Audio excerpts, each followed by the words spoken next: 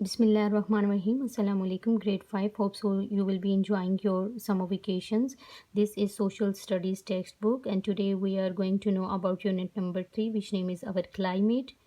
And today our focus is the climate is changing, and the next one is our contribution. यानी अगर हमारा climate change हो रहा है तो उसमें हमारा क्या किरदार हो सकता है, या हमारी कितनी कंट्रीब्यूशन हो सकती है.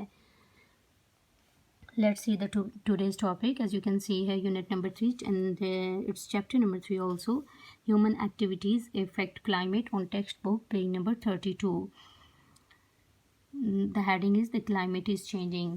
Before starting our today's task, let's check our previous knowledge. As you know that we have already discussed about those factors which are causing to change our climate. For example, changing lifestyle of human beings and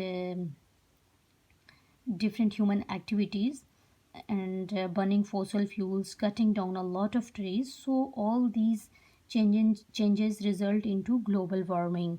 ये जितनी भी changes हैं ये global warming का सबब बन रहे हैं, and due to global warming our earth is getting warmer. So let's see how will these changes affect us. And the first one is, as you can see here, snow and ice are melting fast in the north and south poles. Glaciers are melting very fast, especially in our mountains. यानी पहाड़ों के ऊपर जो बर्फ़ के तोदे हैं, हम glacier हम बर्फ़ के पहाड़ों को कहते हैं, वो बहुत तेज़ी से जो हैं वो मेल्ट हो रहे हैं due to warming of our earth. So the third one is the melting ice is filling up the oceans and making them overflow on land, which results in floods. जब आपकी वो आइस जो है वो continuously melt हो रही है तो ओबियसली ओशंस जो होते हैं वो ओवरफ्लो हो जाते हैं, और due to overflow in oceans flood के आने के बहुत ज़्यादा चांसेस होते हैं. So the next one is the water is warming up and taking more space and overflowing more. This is resulting in flood. So इस पॉइंट में हमने पढ़ा है कि जब बहुत ज़्यादा बर्फ़ पिघल रही होती है तो वो समंदरों में ओवरफ्लो हो जाता है, और वो ओवरफ्लो जो होता है वो फ्लड का बायस बनता है. इसी तरह जब पानी बहुत ज़्यादा वार्म अप हो जाता है तो उसको ऑब्वियसली बहुत ज़्यादा स्पेस चाहिए होती है ओवरफ्लो करने के लिए. तो ये कंडीशन भी जो है ये एक मेजर कॉज है फ्लड का. And next one, as you can see here, lowlands are getting flooded like Bangladesh. People in these lands have to move from there. Students, जो लो लैंड्स होती हैं, कदरे नीचे ज़मीनें होती हैं, वहाँ पे फ्लड की वजह से बहुत ज़्यादा डिस्ट्रक्शन के चांसेस होते हैं लाइक बांग्लादेश. तो पीपल जो होते हैं उनको अपनी घरों वगैरह को छोड़ना पड़ता है, and they have to move from there to any other safe place. As you can see here, displace people in flood. लोगों को अपने घरों को छोड़ना पड़ता है और किसी सेफ जगह पे मूव करना पड़ता है. And next picture is showing the glacier melting. As you can see here कि किस तरह से ग्लेशियर जो होते हैं वो मेल्ट होते हैं और बहुत ज़्यादा फ्लड का बायस बन जाते हैं. And the next one, as you can see here, disease flourish in warm weather. As the earth warms, disease spread more. Ticks and mosquitoes that carry diseases live longer. Students, as you can see here, the mosquito that carries malaria. So यहाँ पे term use है ये ticks. Ticks mean हम खटमल को कहते हैं, and mosquitoes मच्छर को. तो टिक्स और मॉस्किटोज़ की वजह से जो डिजीज़ेस स्प्रेड आउट होती हैं वो बहुत देर तक रहती हैं. सो ये भी एक बहुत बड़ा जो है वो चेंज है जो बीमारी की सूरत में हमें इसका सामना करना पड़ता है. And the next point is the weather is becoming more violent and unpredictable. Cyclones, hurricanes and storms are becoming more powerful. Student, this climate is changes is also cause violent unpredictable. Violent जितनी भी weather conditions अब हो रही हैं वो बहुत ज़्यादा शदीद होती हैं, और जो वेदर है आजकल हम डे टू डे हम देख रहे हैं कि वेदर में किस कदर चेंजेस आ रही हैं, और अनप्रिडिक्टेबल होता है. यानी किसी भी पेशन गोई के बगैर कोई ना कोई कंडीशन पैदा हो जाती है. यानी ये ज़रूरी नहीं होता कि बारिश की प्रेडिक्शन हुई भी हो, लेकिन फिर भी आप देख रही हैं इन दिनों में कि किस तरह वेदर जो है वो चेंज होता जा रहा है। साइक्लोन्स एंड हरिकेन्स मीन समुद्री तूफ़ान और स्टॉर्म्स तूफ़ान, ये जो होते हैं ये बहुत ज़्यादा पावरफुल हैं। सो डेजर्ट एरियाज़ आर इंक्रीजिंग। जब क्लाइमेट इस हद तक चेंज हो रहा है तो हम देखते हैं कि जो ग्रीनरी वाले एरिया हैं, ये जो वेजिटेशन वाले एरियाज़ हैं वो बहुत कम होते जा रहे हैं, बल्कि ना होने के बराबर हैं। तो दे रिज़ल्ट इन डेजर्ट्स। फिर उसी की वजह से फिर डेजर्ट की जो क्वांटिटी है वो बहुत ज़्यादा, उनकी तादाद बढ़ती चली जा रही है।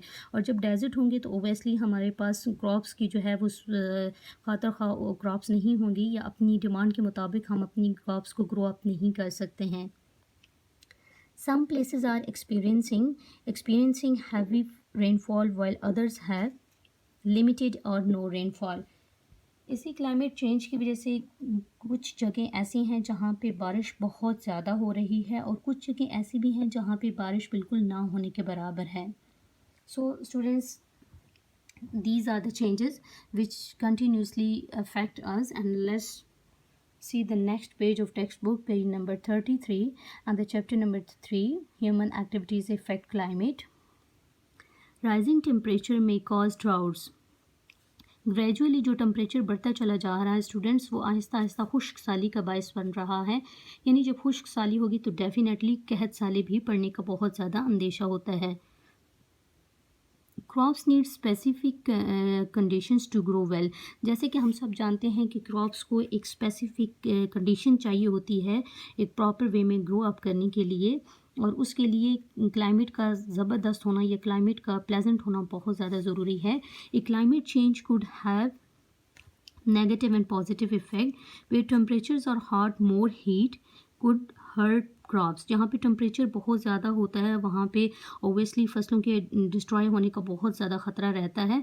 Way temperature are cooler, warmer weather could keep would help some crops grow better. लेकिन जहाँ पे टेम्परेचर जो होता है वो कदरे ठंडा होता है, या कुछ वेदर जो होता है वार्मर वेदर होता है, तो मतलब अगर मिली जुली कंडीशन हो तो उसके लिए ये फसलों के लिए बहुत अच्छी साबित होती है ये वाली condition.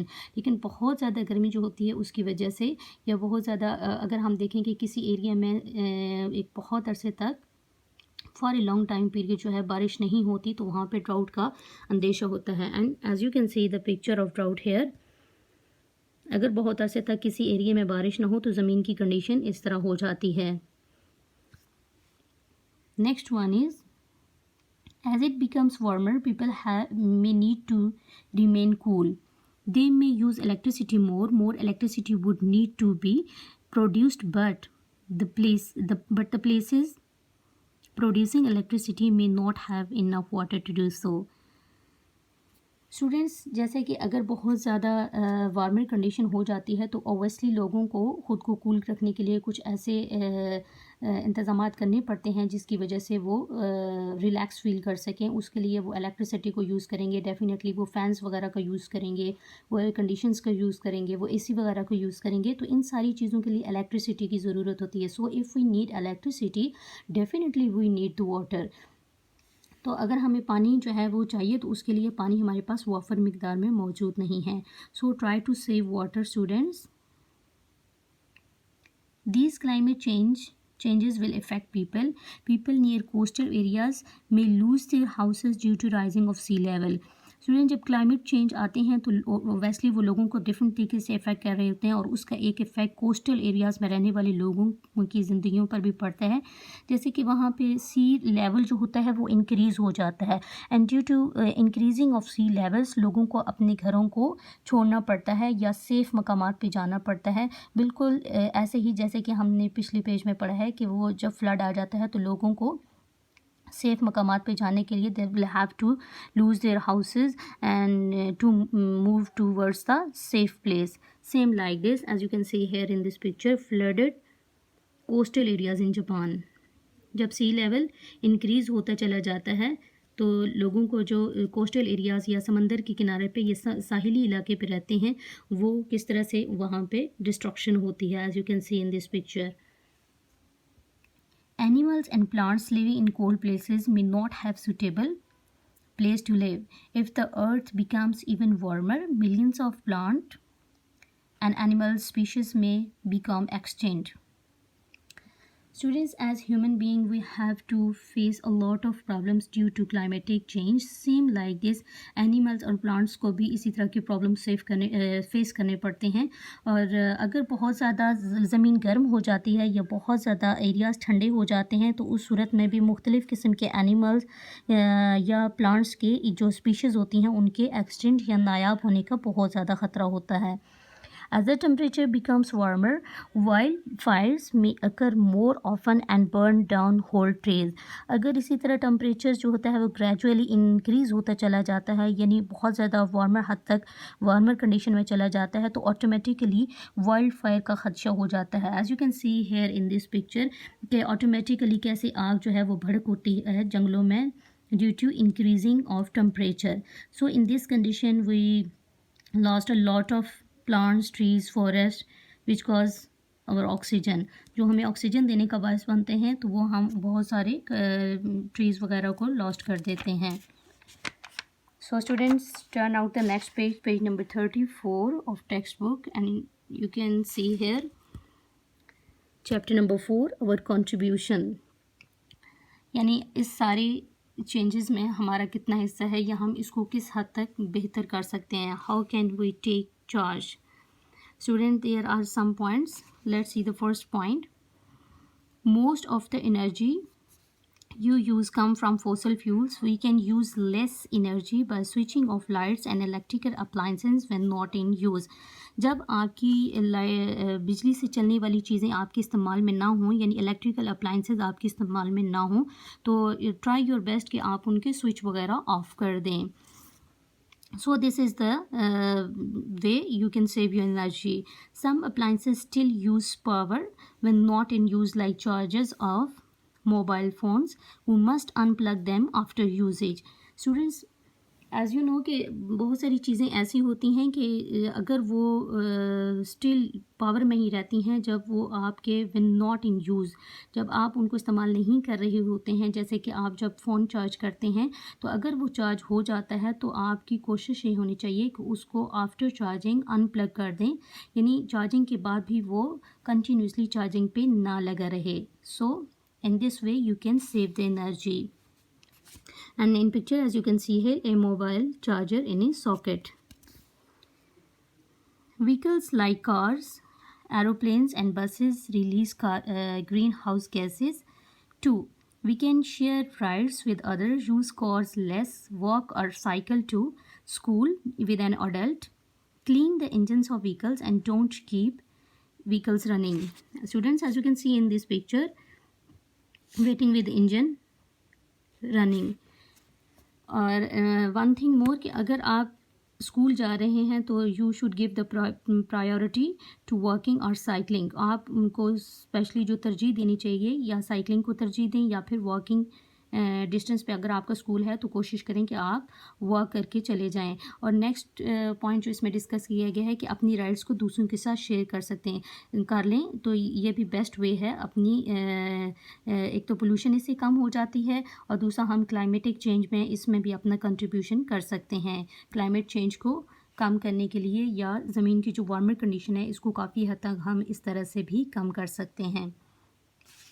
When we save water, we save energy. This is obviously कि हम ये बात तो जानते हैं कि जब हम पानी सेव करते हैं तो definitely we are going to save our energy. So this reduces the release of greenhouse gases. Turn the water off while brushing teeth or soaping yourself or washing clothes or dishes. Fix leaking taps. Take only as much water as we need in glass. Students, try your best कि आप अपने पानी को किस तरह से मुख्तलिफ़ तरीक़ों से जो है वो सेव कर सकते हैं. अपने जब आप सोपिंग कर रहे हों खुद को या अपने हैंड वॉश कर रहे हों तो उस दौरान टैप खुली मत छोड़ें, अब नल को बंद कर दें. और जो आपकी लीकिंग टैप्स हैं जिनमें से पानी टिप टिप करता है तो आप ट्राई करें कि आप उनको फिक्स करें उन टैप्स को. And take only as much water as you need. और गिलास में सिर्फ उतना ही पानी डालें जितना कि आपको ज़रूरत है. So in different ways you can save your water. We can help to slow down We can help to slow down the climate change if we reduce buying new things, reuse things more, or borrow or rent and give things we no longer need to others. Recycle whatever we can so that they can be collected and made into new things. Students, as you know कि हम 3 Rs पे यानी reduce, reuse और recycle पे अमल करके अपनी climatic change को काफ़ी हद तक कम कर सकते हैं। यानी रिड्यूस और रीयूज़ का मतलब ये है कि reduce is a cutting back on the amount of trash we make, and reusing is finding a new way to use trash so that we don't have to throw it out, and recycling is using trash to remake new goods that can be sold again. यानी इस तरीके से हम in reduce, reuse और recycle पे अमल दरामद करके अपने climate change को काफ़ी हद तक उसमें अपना हिस्सा डाल सकते हैं। और जो तेज़ी से बढ़ता हुआ क्लाइमेट चेंज है जो कि नेगेटिव इफ़ेक्ट दे रहा है, जब हम इन सब पॉइंट्स को फॉलो अप करेंगे तो हम काफ़ी हद तक उसकी जो वार्मिंग कंडीशन है उसको काफ़ी हद तक रिड्यूस करने में हेल्पफुल साबित हो सकते हैं। So students, you will read textbook page number 32, 33 and 34.